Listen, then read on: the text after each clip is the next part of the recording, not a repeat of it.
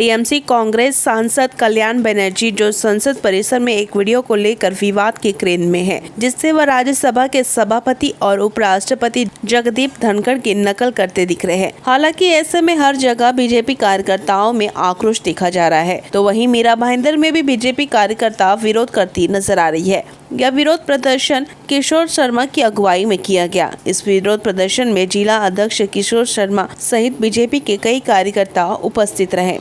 देखिए, हमारे उपराष्ट्रपति जगदीप धनखड़ जी का उनका एक उनकी मिमिक्री करके जिस तरह से उन्होंने उनके उपहास उड़ाने का प्रयत्न किया है, वो देश के लिए सबसे पहले शर्मनाक कृत्य है, जिसकी जितनी भी निंदा की जाए, इतनी भी भर्त्सना की जाए कम है।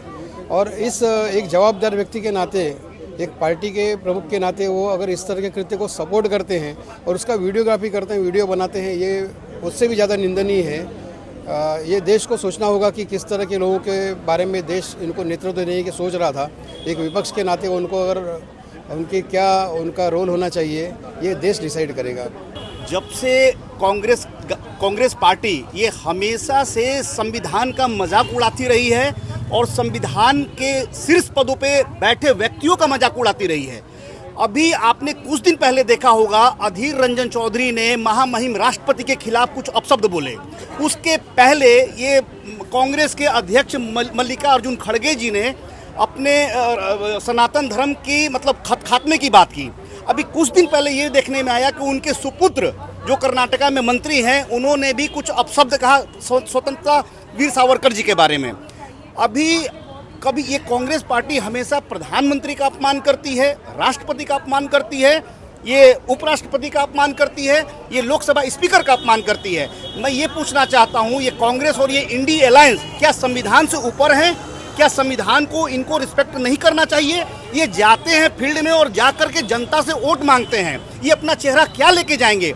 2024 का चुनाव होने दीजिए, जनता जवाब देगी और करारा जवाब देगी। जनता ये दिखा देगी कि आपने जिस तरह से भारतीय संविधान का आपने अपमान किया है, संविधान के शीर्ष पदों पर बैठे व्यक्तियों का आपने अपमान किया है, तो जो सीटें आपके पास आई हैं वो आधी भी सीटें आपके पास रहेंगी कि नहीं रहेंगी, ये जनता आपको करारा जवाब देगी। देखिए, पहली बात तो बहुत कुछ मायने रखता है संस्कार। ये चीज़ें शुरुआत से ही राहुल गांधी हर पार्टी के लिए, मोदी जी के लिए स्पेशली और भाजपा के लिए हमेशा नेगेटिव ही बोलते रहे। तो मैं समझती हूँ कि ये संस्कार काफ़ी मायने रखता है और बार बार वो जब करते हैं तो उनको एक बचकाना हरकतें कर रहे हैं, जिसमें पार्टी के लिए पार्टी के लिए काफ़ी नुकसान होने जा रहा है। तो कोई बात नहीं, अगर राहुल जी कर रहे हैं, जिस तरह से अपमान कर रहे हैं, तो 2024 में ये बात बिल्कुल तय है कि बीजेपी अपना रुख बराबर दिखाएगी। जो राहुल जी कर रहे हैं वो तो पूरी तरह से गलत है। वो एक तरह से हम जिस तरह से अपने घर में एक बुजुर्ग को इज्जत देते हैं, उसी तरह से मेरे हिसाब से हर किसी को एक अपना सही जगह देना चाहिए, सम्मान देना चाहिए। और राहुल जी वो चीज़ नहीं कर रहे हैं, ना संसद में करते हैं, ना पार्टियों के बीच में करते हैं, ना अपने अलायंस में, इंडिया अलायंस में भी नहीं करते हैं। तो सॉरी फॉर दैट कि वो बहुत ज़्यादा गलत कर रहे हैं। ये पहली बार कृत्य नहीं किया है। देश के प्रधानमंत्री आदरणीय नरेंद्र मोदी जी का इसके पहले भी कई बार उन्होंने मजाक उड़ाया, भद्दी टिप्पणियां की और उसका पूरे देश में उसका आक्रोश भी व्यक्त किया गया। जनता की आक्रोश व्यक्त करने के बाद भी जिस वक्त व्यक्ति की आंख नहीं खुलती है, दिमाग नहीं खुलता है, उसको हम क्या कहेंगे? पूरा देश तो उसको क्या कहता है, आप देखते ही हैं चैनल के माध्यम से। लेकिन मुझे ऐसा लगता है कि राहुल गांधी को, मैं तो सोनिया गांधी से निवेदन करूंगा कि राहुल गांधी को, जैसे आप लोग अमेरिका जाते ही है हॉस्पिटल में, तो किसी अच्छे हॉस्पिटल में ले जाकर उनके दिमाग का इलाज कराना चाहिए। मैं तो ये पूरी मानसिक दिवालियापन, कांग्रेस तो थी, राहुल गांधी का भी मानसिक पूरा दिमाग खराब हो गया है।